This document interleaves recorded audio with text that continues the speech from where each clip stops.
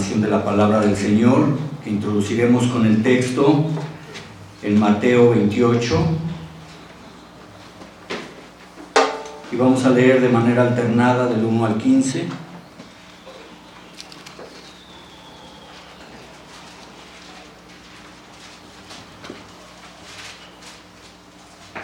Mateo 28, del 1 al 15, dice así la palabra. Pasado el día de reposo, al amanecer del primer día de la semana, vinieron María Magdalena y la otra María a ver el sepulcro. Y hubo un gran terremoto, porque un ángel del Señor descendió del cielo y llegando removió la piedra y se sentó sobre ella. Su aspecto era como un relámpago y su vestido blanco como la nieve. Y de miedo de él los guardias temblaron y se quedaron como muertos.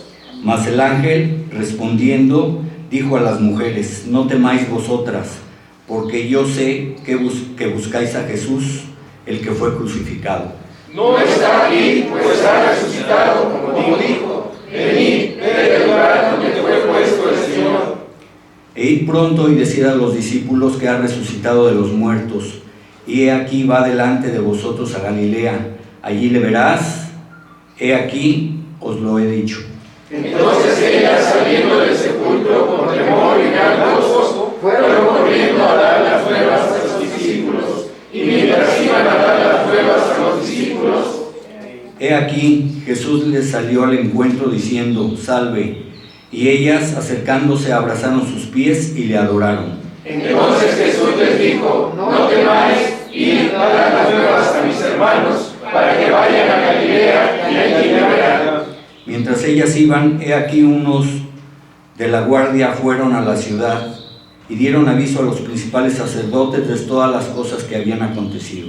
Y reunidos con los ancianos y habiendo consejo, dieron mucho dinero a los soldados, diciendo: decid vosotros, sus discípulos vinieron de noche y lo hurtaron, estando nosotros dormidos.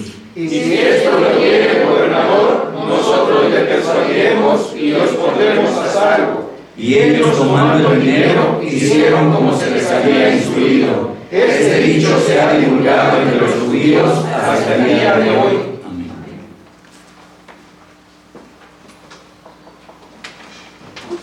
En respuesta a esta lectura, cantemos el himno 116, Yació en la tumba oscura.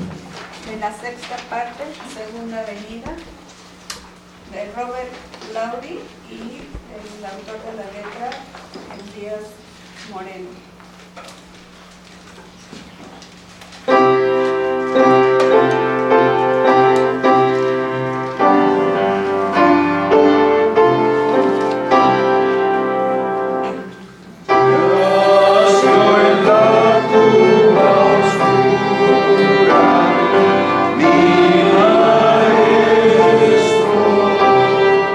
Mientras vino la luz.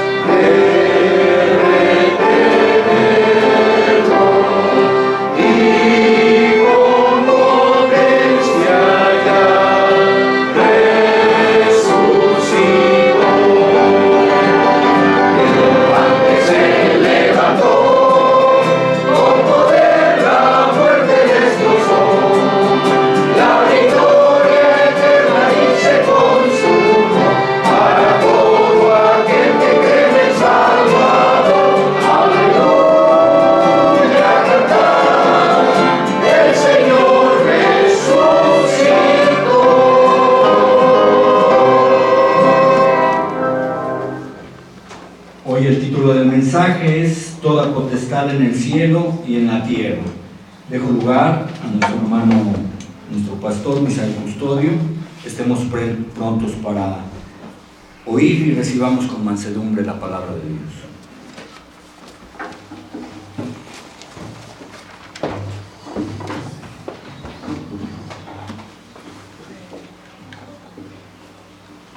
Les invito, hermanos, a que abramos la escritura una vez más en el mismo capítulo que leímos del Evangelio de Mateo.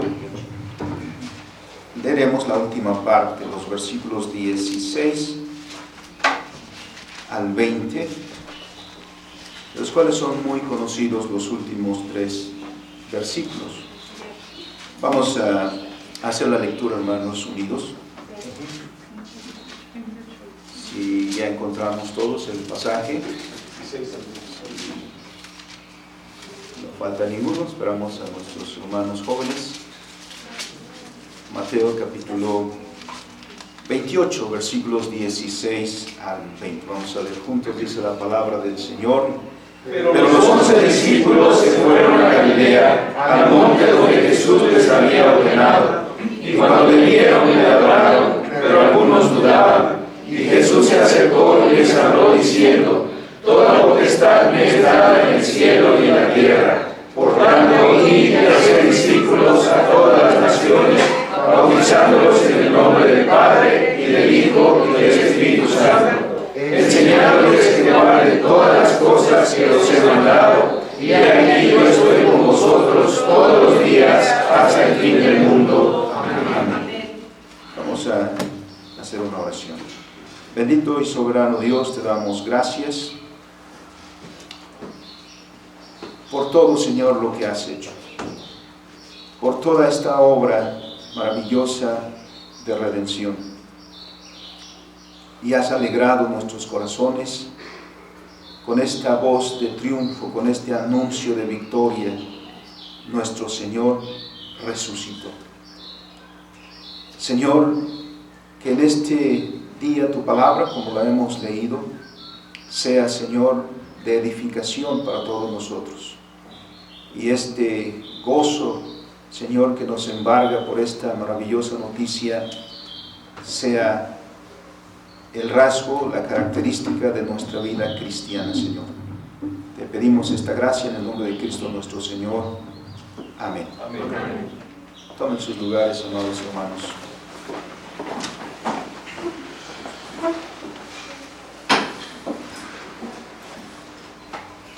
Esta semana ha sido una semana de muchos acontecimientos importantísimos.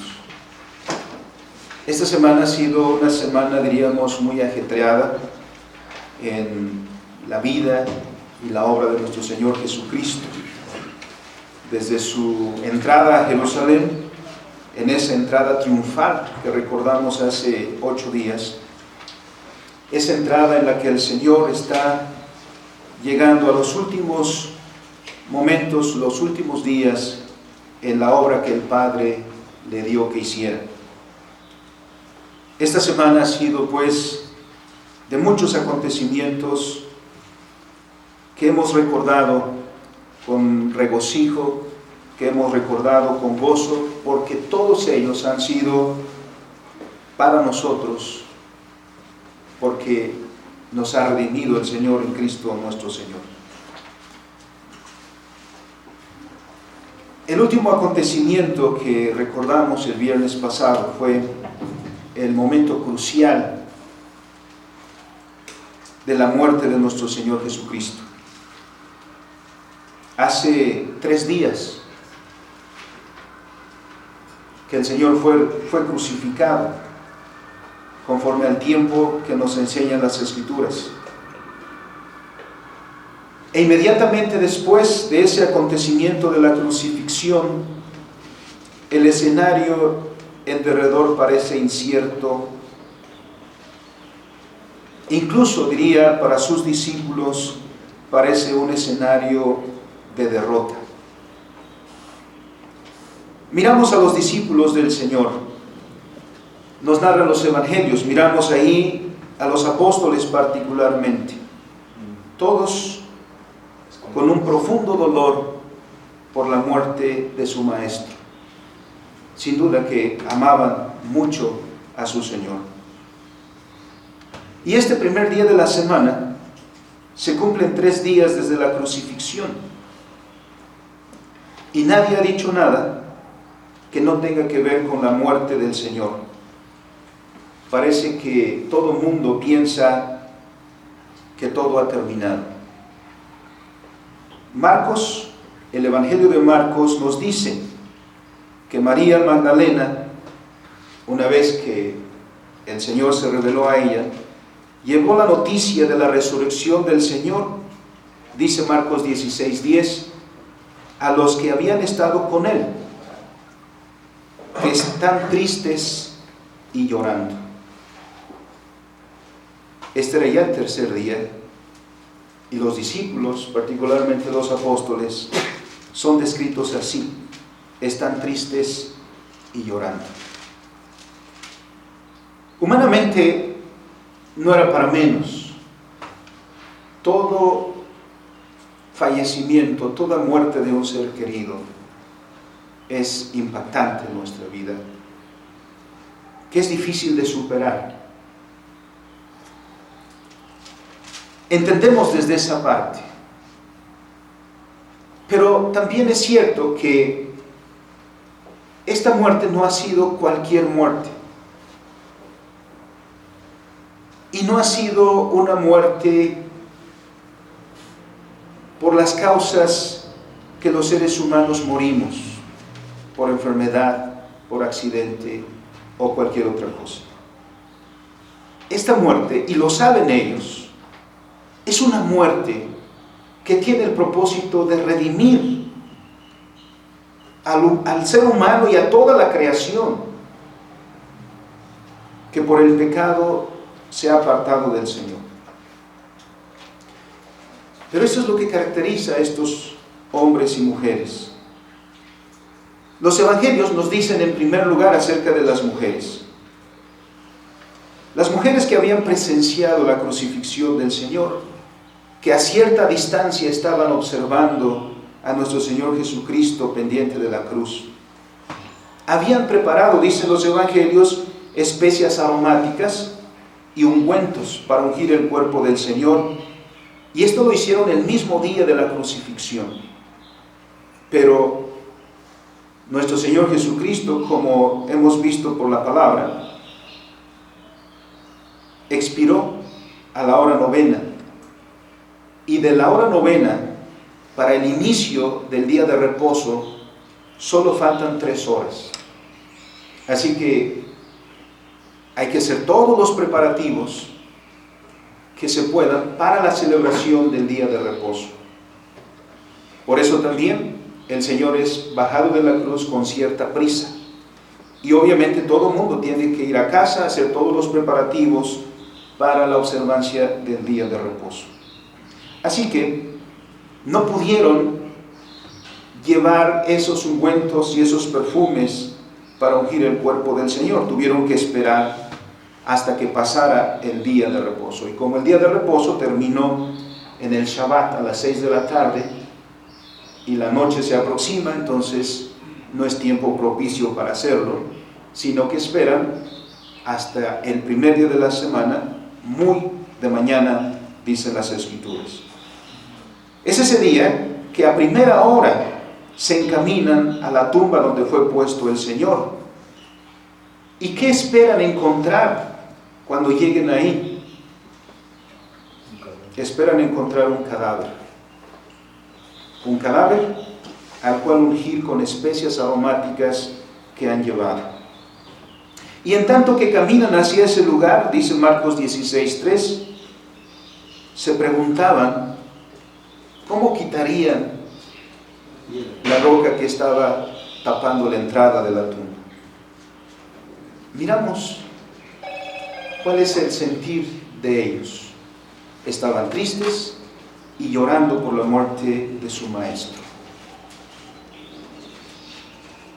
A veces la tristeza nos impide ver la realidad, nos impide ver la verdad. Pero no solamente fueron las mujeres, también fueron los discípulos, porque hay que decir que cuando las mujeres proclamaron la resurrección del Señor, fue hasta después de haber llegado a la tumba y de haber recibido la noticia por los ángeles que estaban ahí. Pero los discípulos, que estaban con cierta razón, escondidos, temerosos y, como ya hemos dicho, tristes y llorando, las mujeres corrieron a donde estaban ellos, con una mezcla, en el pasaje que hemos leído, con una mezcla de temor y de gozo. De temor porque todo aquello les sorprendió, no esperaban ver lo que vieron, ¿no? Y con gozo porque les dijeron que el Señor resucitó. Y con esta mezcla de emociones corren a donde están los discípulos. ¿Y acaso los discípulos les creyeron? No. ¿Acaso los discípulos se gozaron con ellas para decir, el Maestro resucitó? Dice Lucas y Marcos también, que incluso a los discípulos les pareció locura aquellas palabras de las mujeres. También estaba su corazón embargado por la tristeza, por la muerte del Señor Jesús.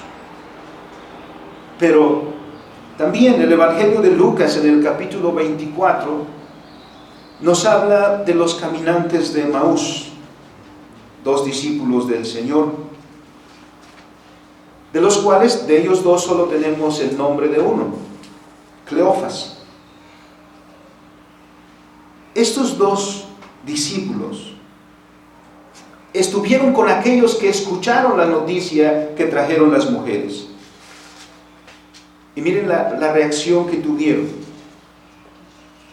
Fue, digamos, doble la reacción, porque al escuchar la noticia, Pedro y Juan corrieron a la tumba.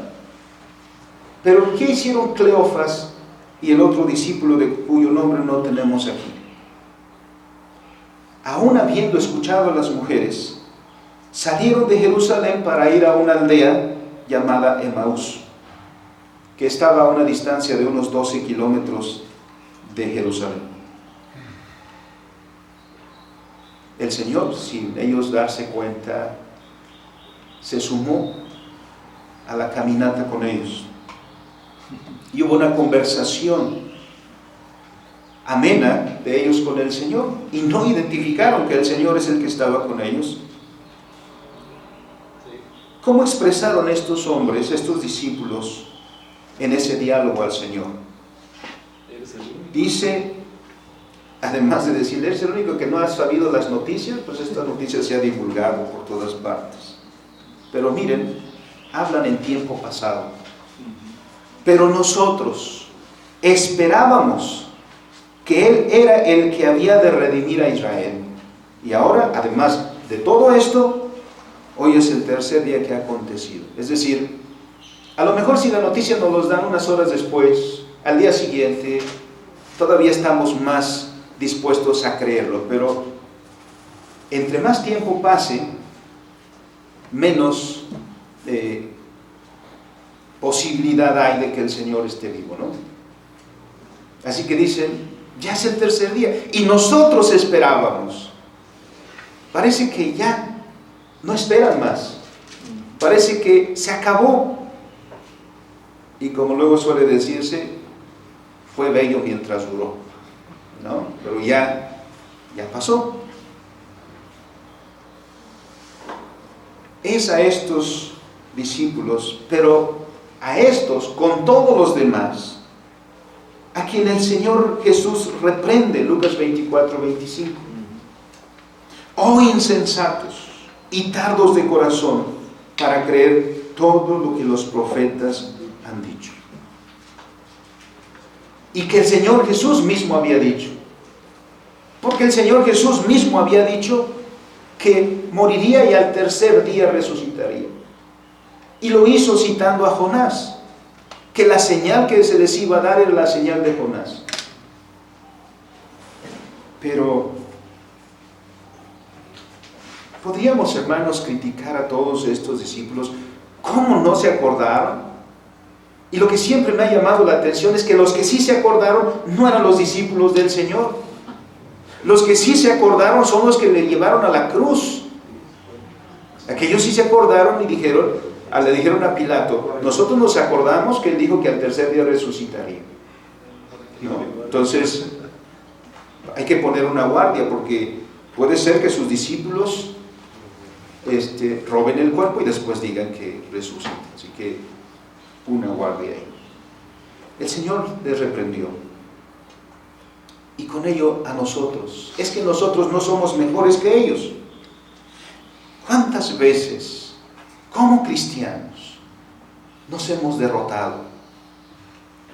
¿Cuántas veces, hermanos, nuestras emociones, nuestros sentimientos, nuestras pasiones nos ganan y a ellas hacemos más caso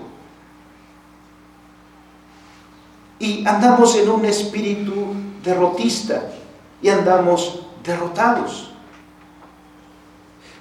Y la pregunta es, ¿qué es lo que nos anima en la vida cristiana? ¿Nuestras emociones? ¿Qué decimos acaso? Hoy sí me siento optimista, hoy soy un cristiano optimista, pero mañana, porque no ganó mi equipo, mañana ando de capa caída.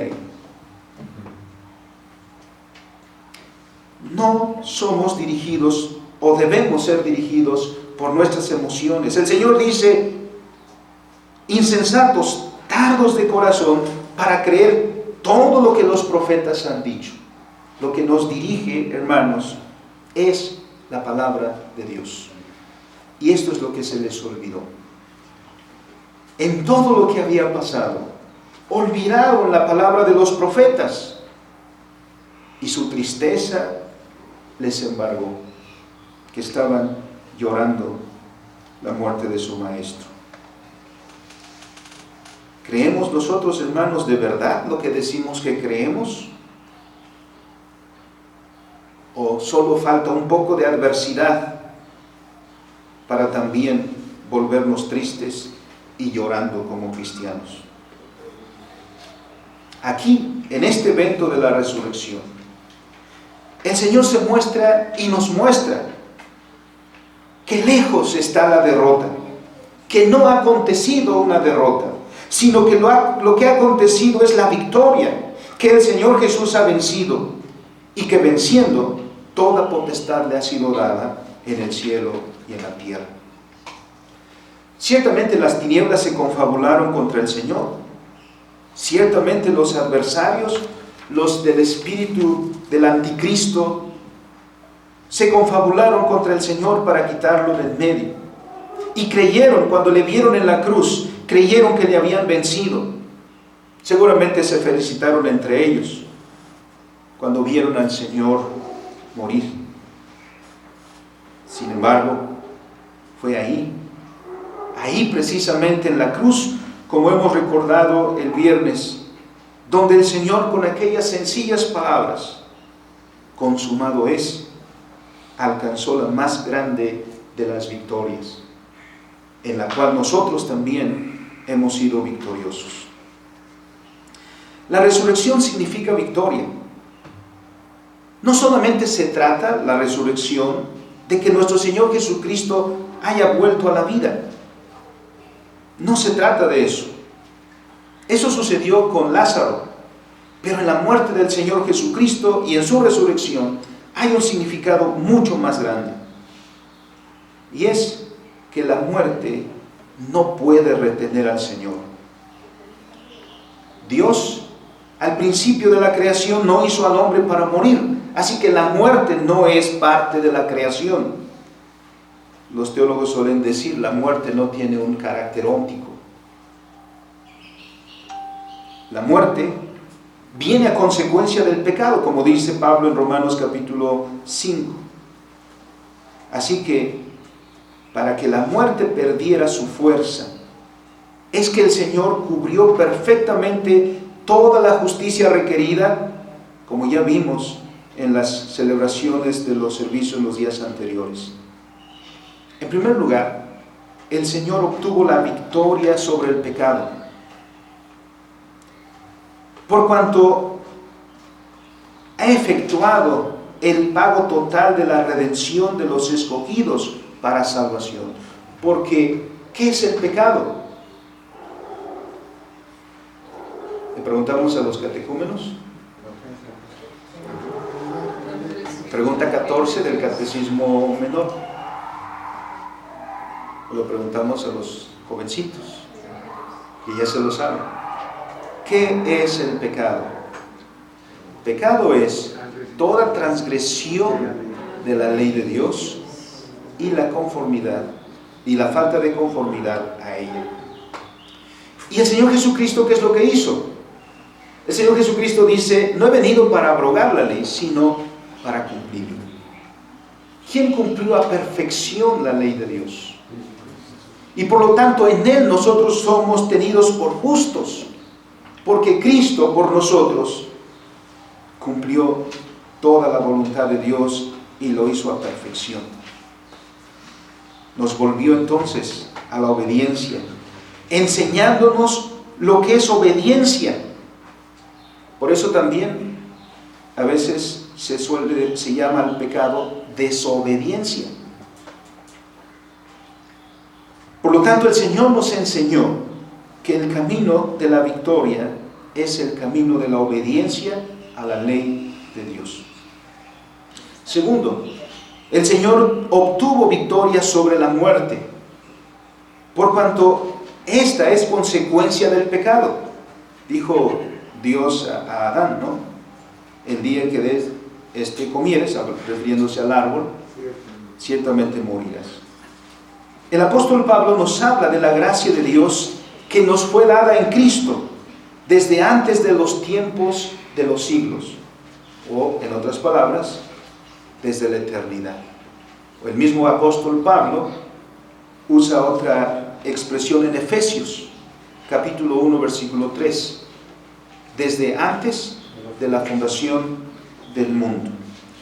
¿Qué dice 2 Timoteo 2:10? Que esa gracia que nos fue dada en Cristo desde antes de la fundación del mundo, en el advenimiento de Cristo y en su ministerio, miren lo que ha sucedido. 2 Timoteo 2:10. Por tanto, todo lo soporto por amor de los escogidos, para que ellos también obtengan la salvación que es en Cristo Jesús, con gloria eterna.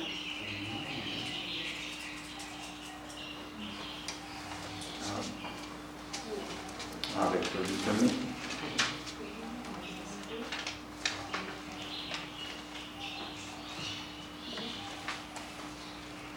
Okay.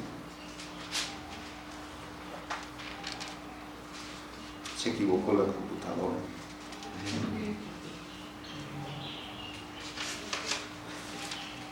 El texto al que me refiero dice: pero que ahora ha sido manifestada por la aparición de nuestro Señor Jesucristo, el cual quitó la muerte y sacó a luz la vida y la inmortalidad por el Evangelio.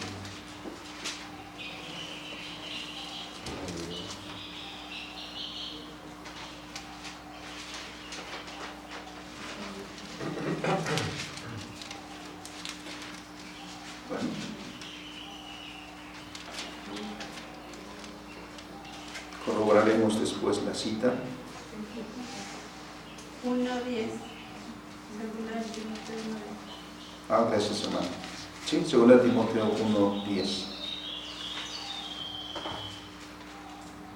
Hablando de esa gracia, dice: pero que ahora ha sido manifestada por la aparición de nuestro Salvador Jesucristo, el cual quitó la muerte y sacó a luz la vida y la inmortalidad por el Evangelio.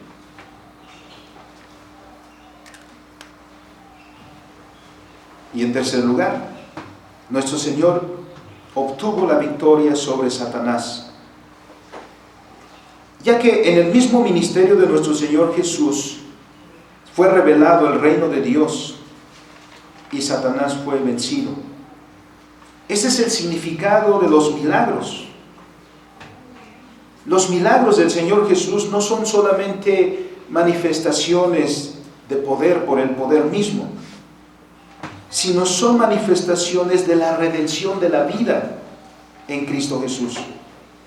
Mateo 12, 22. Dice el Señor Jesucristo: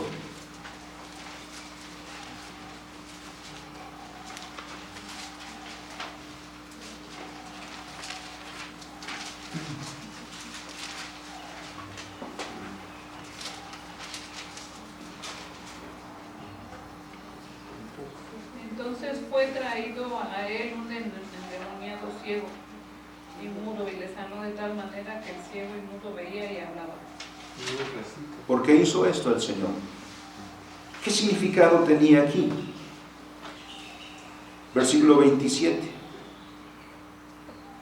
Porque le acusaban al Señor. Pero lo que queremos recalcar es el 28. Si yo, por el Espíritu de Dios, echo fuera los demonios, ciertamente ha llegado a vosotros el reino de Dios. Y al establecerse el reino de Dios, al venir el reino de Dios, ¿qué sucede con al que menciona el texto como el hombre fuerte? Es atado. Y significa entonces que Cristo, en el ejercicio de su señorío, de su autoridad, está redimiendo a los que están bajo el poder de Satanás. Esta es la manifestación que el Señor revela en respecto también de los endemoniados. El hombre fuerte es atado y es saqueada su casa. Así también sucedió en la muerte del Señor. Dice Hebreos 2:14. Así que, por cuanto los hijos participaron de carne y sangre, Él también participó de lo mismo, para destruir por medio de la muerte al que tenía el imperio de la muerte, esto es, al diablo. La resurrección entonces significa victoria. Victoria sobre el pecado, victoria sobre la muerte, victoria sobre Satanás.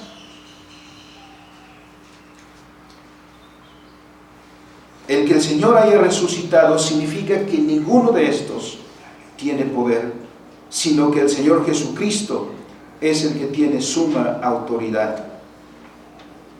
Esa autoridad del Señor ya se había anticipado. El ministerio de nuestro Señor Jesucristo se caracterizó precisamente por esa manifestación de autoridad en la revelación del reino de Dios. La predicación del Señor Jesucristo, nos recuerdan los evangelios, se resume en esto: arrepentíos porque el reino de los cielos se ha acercado. En otras palabras, arrepiéntanse porque el que es toda autoridad está aquí, el Señor Jesucristo. Y eso lo reveló en su enseñanza, en los milagros, así como también en el perdón de los pecados, como queda de manifiesto en su ministerio. El Señor Jesús estaba diciendo: el reino de Dios está aquí. Y si el reino de Dios está aquí y se está abriendo camino, el reino de Dios está avanzando y el reino de las tinieblas está retrocediendo. Lo que es patente para todos es que la autoridad, el señorío de nuestro Señor Jesucristo se está abriendo camino en nuestra historia. El Señor se hace presente. La autoridad del reino está presente. Esta es la manifestación del reino de nuestro Señor Jesucristo, el cual llegaría a la plenitud con su resurrección. Miremos cómo las Escrituras nos hablan de esa autoridad del Señor en su enseñanza. Mateo capítulo 7, versículo 29. Las multitudes que escucharon la enseñanza del Señor y que precisamente por ello le seguían, lo cual puso celoso a los fariseos, a los saduceos, a los escribas. las multitudes que le escucharon al Señor, las multitudes que venían a escuchar, como el Sermón del Monte, por ejemplo, y todas sus enseñanzas, que daba sentado lo mismo en un bote ahí, en la orilla del lago o del mar de Galilea, lo mismo que en las casas de las personas que le recibían. Todo el mundo escuchaba esa predicación, que era predicación del reino de los cielos. Al escucharlo decían, versículo 29, Les enseñaba como quien tiene autoridad y no como los escribas. El Señor en su enseñanza reveló autoridad, reveló señorío. Su enseñanza es la enseñanza de la palabra, porque dice Hebreos 1:1, Dios, habiendo hablado antes a nuestros padres de muchas maneras, por los profetas, por ejemplo, en estos postreros días nos ha hablado por el Hijo. Aquí no escuchamos la predicación por un Isaías, por un Jeremías, por un Amós, sino por el Dios mismo que habla en Cristo Jesús, siendo el mismo Dios. Por eso los que le escuchan, dice, este no enseña como los escribas y como los fariseos, este habla con autoridad, enseña con autoridad, porque el Señor no tiene otro mensaje que el reino de los cielos, siendo Él mismo el Rey soberano. Segundo, en el poder de perdonar los pecados, Mateo capítulo 9. Como en innumerables ocasiones, los escribas, lo mismo que los fariseos y los saduceos, criticaban las palabras y las obras del Señor. Así lo hicieron en aquella ocasión que nos narra Mateo 9, en que el Señor sanó a un hombre paralítico. Porque nos dicen los evangelios, el Señor Jesús, viendo a aquel hombre que le habían traído sus amigos, miren cuánto le amaban sus amigos, que querían su sanidad. Viendo a este hombre, se dirigió a él con estas palabras del versículo 2.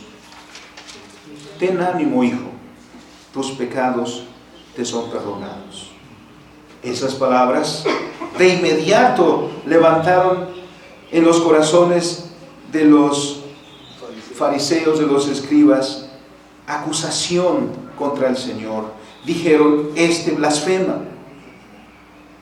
El Señor, que conoce los corazones, se refiere a ellos, pues para que sepáis que el Hijo del Hombre tiene potestad en la tierra para perdonar pecados. Una vez más se dirige a aquel hombre paralítico y le dice, levántate, toma tu cama y vete a tu casa. El Señor está diciendo, tengo potestad. El Padre le ha dado esa potestad y está revelando esa potestad. Y lo vemos una vez más. Esa potestad se manifiesta en los milagros. Como ya hemos mencionado, los milagros no son una mera manifestación de poder, sino la revelación del Señor. Solo que muchos de los que están viendo al Señor solo ponen su vista en el milagro en sí, pero olvidan poner su vista en el obrador de los milagros. Y los milagros no son para que pongamos nuestra atención en el receptor del milagro, sino en el que obra el milagro.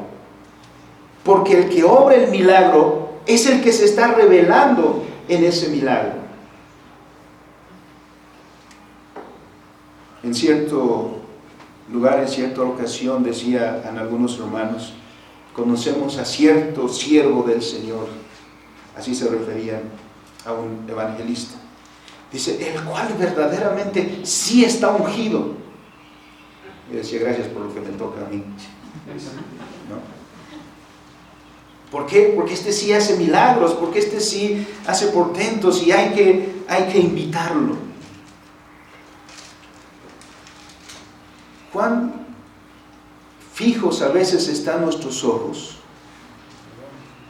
en los instrumentos que usa Dios y no en Dios mismo.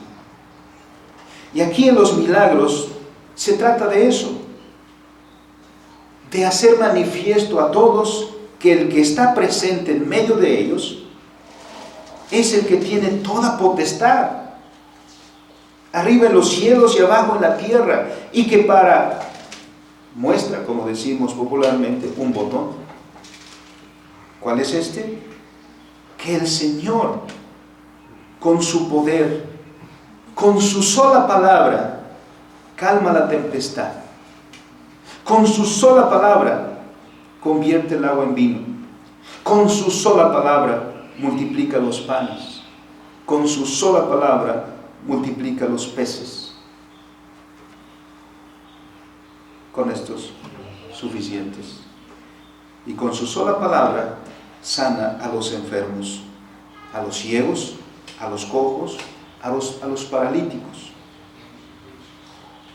¿Qué está ahí? Sino el Rey de Reyes revelándose a la multitud en su soberanía, en su autoridad. Pero muchos no lo vieron así. Porque aun cuando siguen al Señor, no es por el Señor, sino por lo que pueden obtener para sí. Como aquellos que comieron del pan y de los peces que el Señor multiplicó, cuando les hizo digestión y vino después ya el tiempo de la siguiente comida, ¿dónde está el Señor? Y ahí van a buscarlo hasta Capernaum, y allá le dicen, ¿por qué no nos avisaste que venías por acá?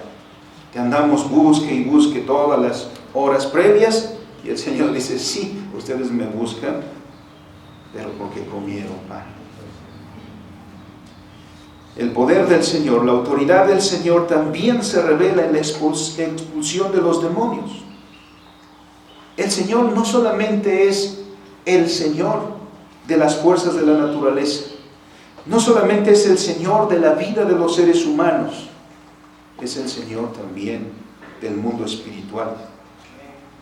Sus adversarios le acusaron en ocasión del milagro que efectúa en Mateo 12.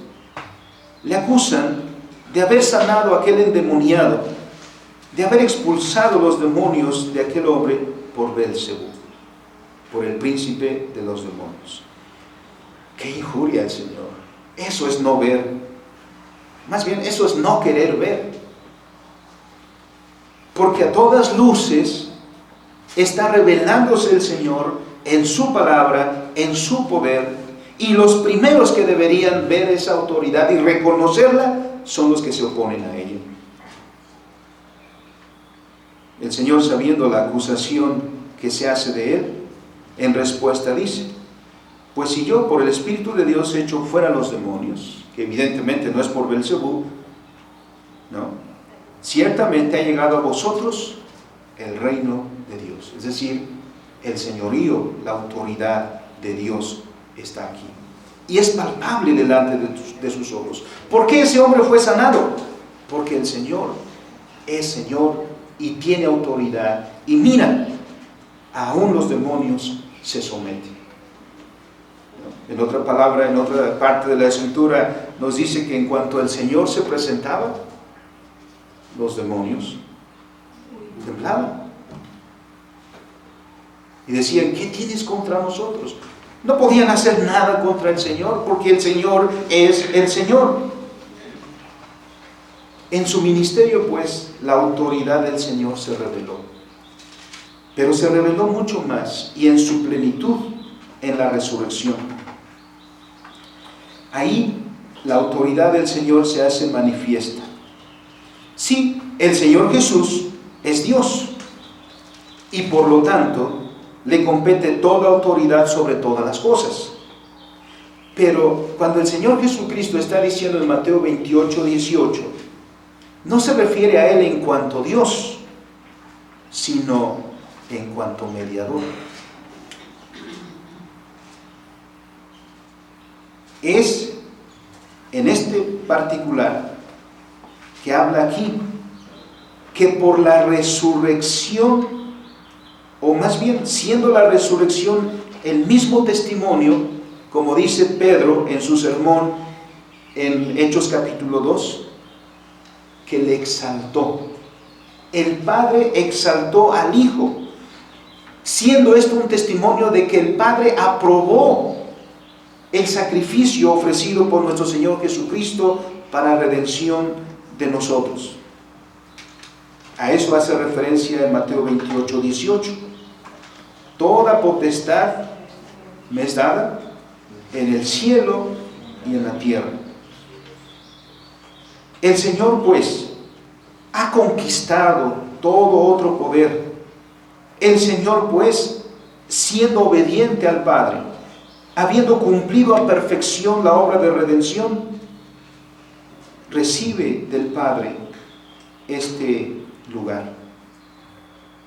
Es el Señor de la historia y Él tiene el control de la historia, como revela el libro de Apocalipsis, y seguirá guiando la historia hasta la consumación, cuando dice la Escritura que entregará el reino al Padre, es decir, hasta que finalmente todas las cosas sean restituidas y entonces le diga al Padre: aquí está el resultado. Entre tanto, el Señor Jesús es el que dirige todo.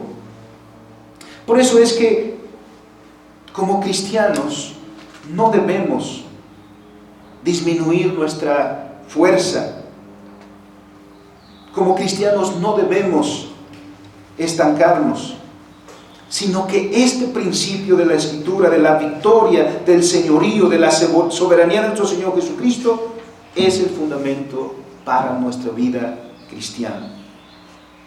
No importa si las cosas no son adversas, el que gobierna, el que señorea es Jesucristo. Porque nuestro Señor vino a restaurar todas las cosas a la comunión con el Padre, a la comunión con el Creador. Por eso la Escritura nos habla de la venida del reino. Nuestro Señor Jesucristo, pues, ha recibido, como lo menciona el texto citado de Mateo 28, 18, toda potestad, es decir, la plenitud de la autoridad sobre los cielos y sobre la tierra. Y lo hizo, en primer lugar, por su obediencia hasta la muerte. Filipenses capítulo 2, versículos 8 y 9. Vamos a ir a esa porción de la Escritura, hermanos.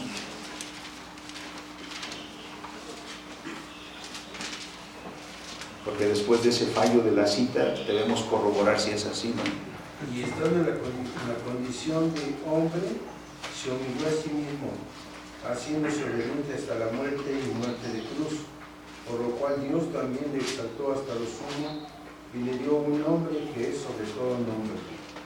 El Señor le llevó en este reconocimiento y le exaltó a lo sumo, es decir, a lo más alto. ¿Y por qué? Porque nuestro Señor, miren, estando en la condición de hombre, sí, nuestro Señor Jesucristo es verdadero Dios, pero también verdadero hombre. ¿Y a quién había puesto Dios en responsabilidad de toda la creación? Al hombre. Entonces, ahora, nuestro Señor Jesucristo, Dios hombre, está reconciliando todas las cosas. Y habiendo sido obediente a Dios, y obediente hasta la muerte, y muerte de cruz. ¿Hasta dónde eres capaz, hermano, de obedecer a Dios? ¿Hasta la muerte? Muchos nos alejamos de la iglesia precisamente porque no queremos obedecer, ¿no? Porque se nos recuerdan los mandamientos, las Escrituras, y así dice Jehová. Y a veces, sobre todo los jóvenes, dicen, pues, no quiero obedecer a ese punto. Miren el camino que nos enseñó nuestro Señor, nuestro Salvador, obediente hasta la muerte. Y no cualquier muerte, la muerte de cruz. Y debido a eso, Dios el Padre lo exaltó a lo sumo y le dio un nombre que es sobre todo nombre. Ese es el camino de la victoria, el camino de la obediencia. Ese es el camino que nos enseñó el Señor Jesucristo. Y sí, también el apóstol Pablo dice de nosotros que en Cristo nosotros también somos más que vencedores. Pero el camino de la victoria es el camino de la obediencia. En segundo lugar, recibe toda autoridad nuestro Señor Jesucristo. Daniel capítulo 7. Profetizado, y que ya en otra ocasión hemos visto también parte de este libro de Daniel, sobre todo el capítulo 2, pero ahora en el capítulo 7, versículos 13 y 14. Miraba yo en la visión de la noche, y aquí con las nubes del cielo venía uno como un hijo de hombre, que vino hasta el anciano de Elías, y le hicieron acercarse delante de él. Y le fue dado dominio, gloria y reino, para que todos los pueblos, naciones y lenguas le sirvieran. Su dominio es dominio eterno, que nunca pasará, y su reino uno que no será destruido.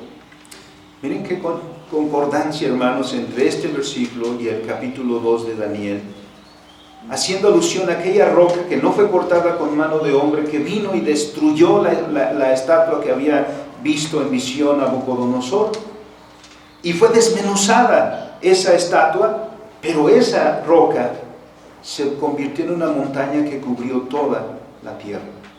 Este es el significado. Y eso es una referencia al Señor Jesucristo, porque dice el capítulo 2 que en medio de estos reinos vendrá un reino que no será destruido.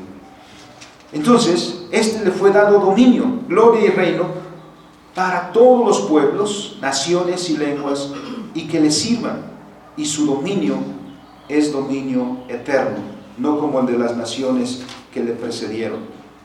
Y el reino del Señor es permanente. El Señor pues ha venido para ser el Señor de toda la creación. Por eso dice, toda potestad me ha sido dada en el cielo y en la tierra, en el mundo espiritual y en el mundo terrenal. Pero ¿cuál es el fin de esa autoridad? ¿Cuál es el propósito de esa autoridad? Evangelio de Juan capítulo 17 y los primeros 3 versículos. Estas cosas habló Jesús y levantando los ojos al cielo dijo: Padre, la hora ha llegado, glorifica a tu Hijo para que también tu Hijo te glorifique a ti, como le has dado potestad sobre toda carne, para que dé vida eterna a todos los que le diste. Y esta es la vida eterna, que te conozcan a ti, el único Dios verdadero, y a Jesucristo a quien has enviado.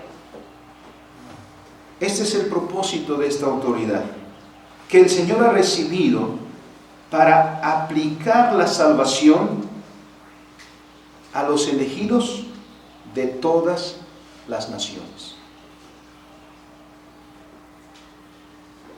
Por eso la obra del Señor Jesucristo y este señorío está siendo ahora mismo manifestada. Toda autoridad, dice el Señor, esas son palabras del Señor mismo, como les has dado potestad sobre toda carne, para que dé vida eterna a todos los que le diste. Concluyendo entonces, hermanos, los que celebramos la resurrección del Señor, los que celebramos la victoria del Señor, los que celebramos el que nuestro Señor tenga toda potestad arriba en los cielos y abajo en la tierra, ¿hacia dónde nos lleva a nosotros? Mateo 28 y a partir del versículo 19. inicia esa parte diciendo, por lo tanto, o por tanto. En razón de esto, el Señor señala a la iglesia, por tanto, id y haced discípulos a todas las naciones. La tarea de la iglesia es esta, que nuestro Señor, habiendo mencionado que ha recibido toda potestad en los cielos y en la tierra, asigna a su iglesia su tarea. ¿Y cuál es su tarea? Ir a todas las naciones y hacer discípulos. Es el reino de Dios, es el señorío de Cristo, es su autoridad sobre todas las cosas la que es la base de la tarea de la iglesia, de pregonar el reino de Dios en todas partes, de llevar la palabra del Señor a todas las naciones, enseñándoles, haciendo discípulos, llamándolos al arrepentimiento, a todos aquellos que en cualquier lugar del mundo también han sido elegidos para vida eterna. Así pues, hermanos, como hemos recalcado en los días anteriores, no somos meros espectadores. La obra del Señor nos involucra porque tiene beneficios para nosotros, pero ahora también nos involucra porque asigna una tarea para nosotros: ser proclamadores del señorío de Cristo sobre toda la vida. Nos toca pues a nosotros, sí, como iglesia institucional, predicar el evangelio, evangelizar. Pero suele decir el doctor Van der Waal, nos dio una misión sin límites. ¿Por qué una misión sin límites? Porque ciertamente va adelante la predicación del evangelio, llamando a todos al arrepentimiento, pero después a todos los demás, porque somos nosotros los que hemos de aplicar ese evangelio y esa soberanía de Dios a toda la vida. Me preguntaba un joven, que no voy a decir quién es, pero que además no estoy viendo, ¿cómo Calvino hablaba, por ejemplo, o se aplica a la política lo que Calvino dijo? Calvino, en primer lugar, era pastor. Hubo muchas cosas que él no desarrolló, que desarrollaron sus discípulos, podemos decir así. Pero es bajo este sencillo principio. ¿Entendiste lo que es la soberanía de Dios? Entonces la pregunta queda para ti: ¿cómo aplicas ese principio de la soberanía de Dios en lo que tú haces? Te toca a ti desarrollar la aplicación de la soberanía de Dios en la educación, si tú eres docente. Si tú eres empresario, desarrollar ese principio en el ejercicio de tu oficio empresarial. En la política, de llevar ese principio de la soberanía de Dios al área de la política. Y así en cualquier otra área de la vida.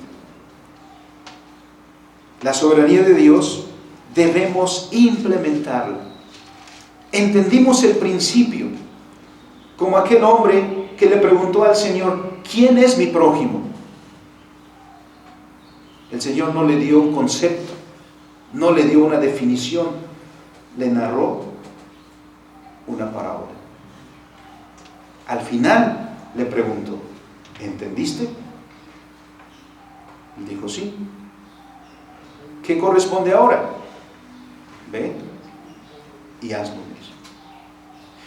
Nosotros no podemos, hermanos, quedarnos encerrados en este tiempo y pensar que en este tiempo ya culminamos nuestro deber cristiano. La soberanía de Cristo implica una ardua tarea, una gran tarea que tenemos delante de nosotros. Si hemos entendido la doctrina bíblica, entonces vayamos y hagamos lo que ella nos dice, para gloria del soberano Salvador, del Señor de señores del Rey de Reyes, que se levantó victorioso de la tumba, y que en esa victoria nosotros somos llamados también a ser victoriosos. ¿Por qué pues quedarnos tristes y llorando? ¿Por qué pues quedarnos teniendo lástima de nosotros mismos?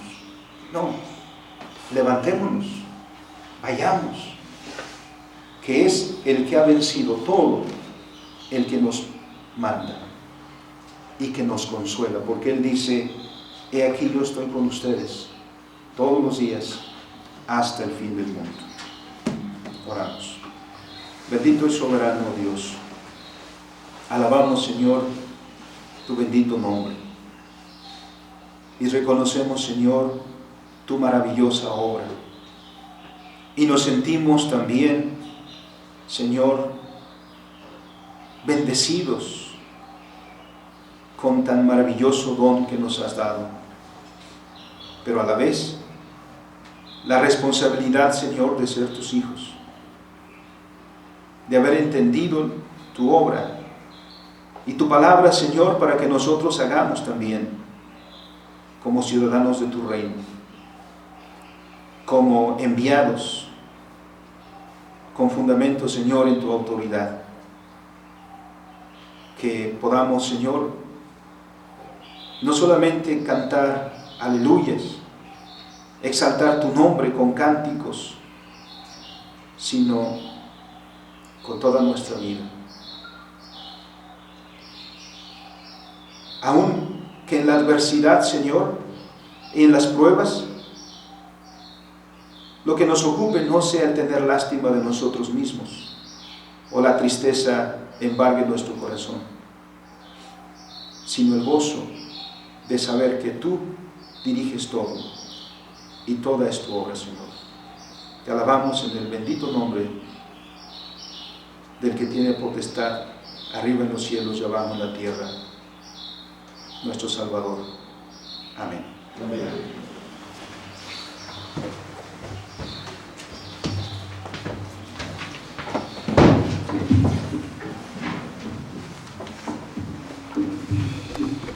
En respuesta a la palabra, cantemos el himno 132, que todo el orden en la creación.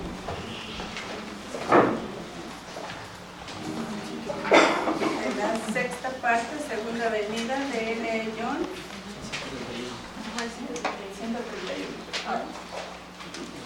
Melodía de Isaac Watts, de 1719, y letra de Elías Moreno.